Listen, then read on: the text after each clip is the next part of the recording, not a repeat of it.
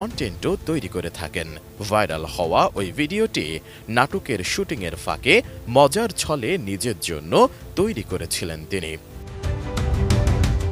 আমি সেই ভাইরাল আসামি, আর ইনি হচ্ছেন আমার সাথে আছেন ফিরোজ ইসলাম, যিনি ভাইরাল পুলিশ। তা আসলে গত 2 দিন ধরে যে ফেসবুকে যে ভিডিওটা ভাইরাল হয়েছে সেটা হচ্ছে আমার আর ভাইয়ের করা। তো অনেকে এটা নিয়ে অনেক আলোচনা সমালোচনা করছেন, পুরো দেশব্যাপী এটা ছড়াই গেছে যে এটা কি আসল ঘটনা নাকি স্ক্রিপ্টেড নাকি কোনো নাটকের অংশ। দীর্ঘ ধারাবাহিক প্রায় 1200 পর্বের একটা নাটক, সেই নাটকের শুটিং করতে গিয়ে আমরা আমাদের নিজেদের জন্য একটা কন্টেন্ট ক্রিয়েট করেছিলাম।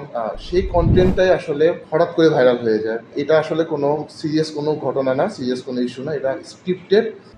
এছাড়া আসিফ আদনানের ফেসবুক পেজে গত 20 ডিসেম্বর প্রকাশিত একটি পোস্টেও একই তথ্য নিশ্চিত হওয়া যায়।